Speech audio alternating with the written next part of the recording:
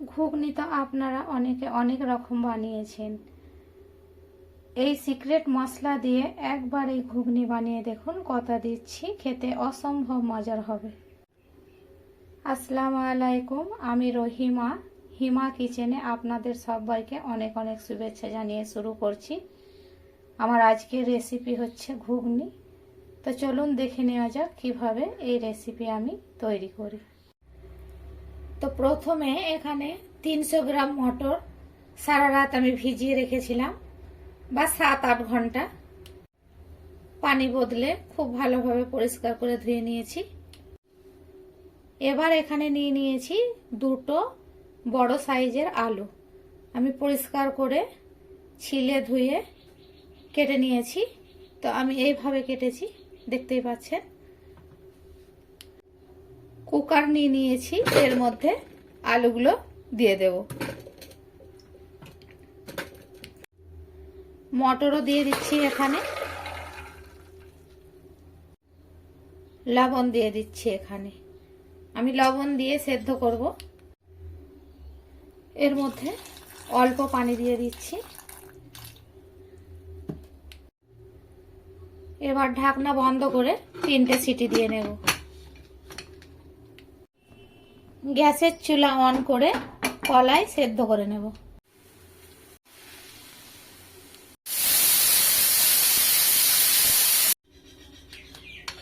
এবার হাওয়াটা বের করে নিচ্ছি।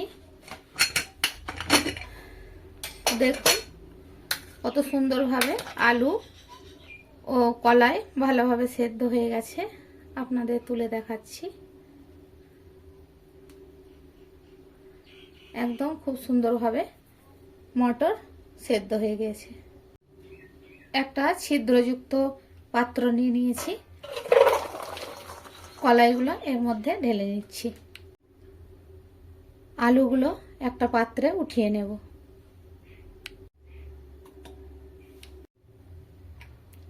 তো একে একে আলুগুলো সব আমি উঠিয়ে নিচ্ছি।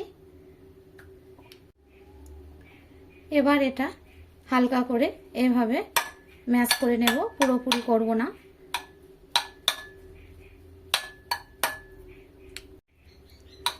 তো আমি হালকাভাবে ম্যাশ করে নিয়েছি, পুরোপুরি ম্যাশ করিনি।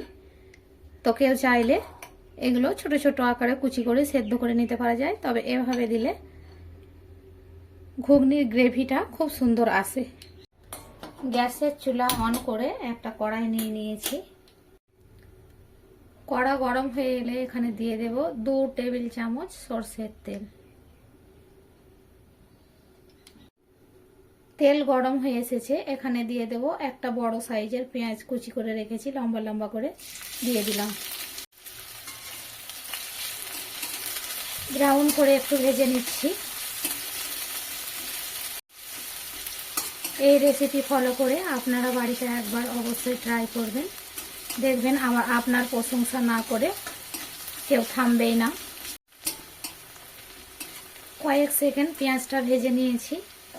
এরপর এখানে দিয়ে দেব 1 টেবিল চামচ মতো মেথি পাতা। এই পাতাটা একবার দিয়ে দেখবেন, ঘুগনির স্বাদ দ্বিগুণ বেড়ে যাবে। তো আমি আবারও কিছুক্ষণ ভেজে নেব। আবারও কিছু সময় ভেজে নিয়েছি এবং এখান থেকে খুব সুন্দর একটা গন্ধ বেরোচ্ছে। সেই পর্যায়ে এখানে আমি দিয়ে দিচ্ছি একটা ছোট সাইজের টমেটো কুচি, কিউব করে কেটে রেখেছি, দিয়ে দিলাম। আবারও কিছুক্ষণ ভেজে নেব, যতক্ষণ না টমেটো নরম হয়ে গলে যায়। আবারও কিছু সময় ভেজে নিয়েছি।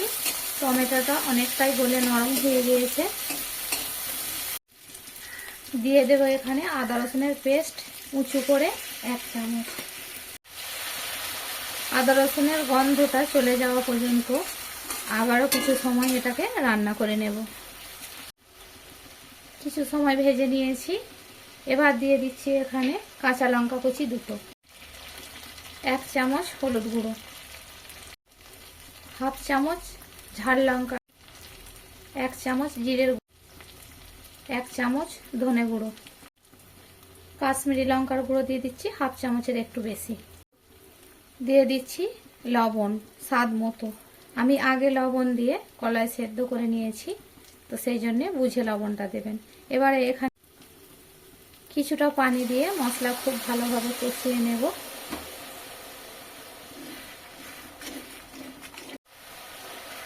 মশলার কাঁচা গন্ধ চলে যাওয়া পর্যন্ত নেড়ে চেড়ে ভালোভাবে কষিয়ে নিচ্ছি। ভালো করে মশলার গ্রেভি শুকিয়ে আসা পর্যন্ত কুক করে নিয়েছি। আর দেখতেই পাচ্ছেন চারিদিকে কীরকম তেল ছেড়ে দিয়েছি। এবারে বুঝবেন যে মশলা খুব ভালোভাবে কষানো হয়েছে। এবার সেদ্ধ করা মটর মশলার মধ্যে দিয়ে দিলাম। ভালোভাবে কষিয়ে নিচ্ছি।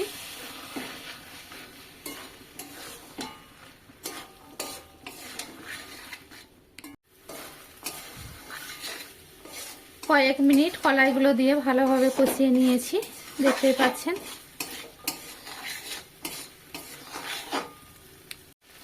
এবার দিয়ে দেব এর মধ্যে সেদ্ধ করে রাখা আলু, ম্যাশ করে রেখেছিলাম।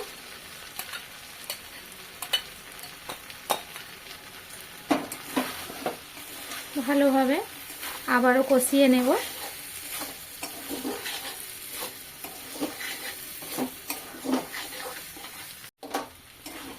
বেশ কিছুটা সময় নিয়ে নাড়াচাড়া করে রান্না করে নিয়েছি। দেখতেই পাচ্ছেন পুরো শুকিয়ে গেছে নিচের গ্রেভি। এই পর্যায়ে এখানে পানি অ্যাড করে দিচ্ছি।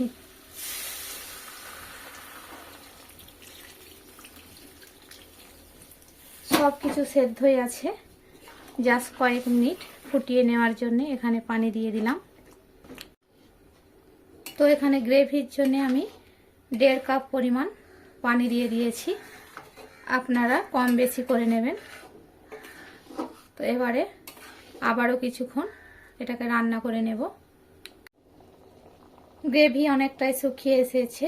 এবার এই পর্যায়ে এখানে দিয়ে দেব সানরাইজের আলুর দম মশলা। আমি এখানে 1/2 চামচ দিয়ে দিচ্ছি। নাড়াচাড়া করে মিশিয়ে কয়েক সেকেন্ড রান্না করে নেব আবারও। তো আবারও কিছুক্ষণ রান্না করে নিয়েছি এবং রান্না আমার কমপ্লিট হয়ে গেছে। এই পর্যায়ে গ্যাসের চুলা বন্ধ করে ঘুগনি নামিয়ে নেব। চুলার থেকে নামিয়ে নিয়েছি আর দেখতেই পাচ্ছেন কতটা সুন্দর আর কতটা লোভনীয় হয়েছে এই ঘুগনির রেসিপি।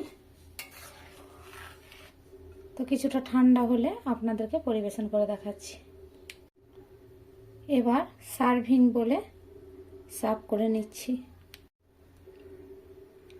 মাশাআল্লাহ, দেখতে কতটা লোভনীয় হয়েছে, খেতেও অসম্ভব মজার হয়। একবার ট্রাই করবেন বাড়িতে আর আমাকে কমেন্টে জানাবেন আমার রেসিপি আপনাদের কেমন লেগেছে। তো আমার রেসিপি আপনাদের যদি ভালো লাগে অবশ্যই কমেন্ট করে জানাবেন।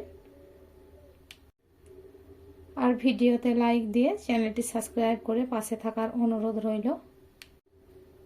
দেখা হবে পরের কোনো ভিডিওতে। ততক্ষণ ভালো থাকবেন, সুস্থ থাকবেন। আল্লাহ হাফেজ।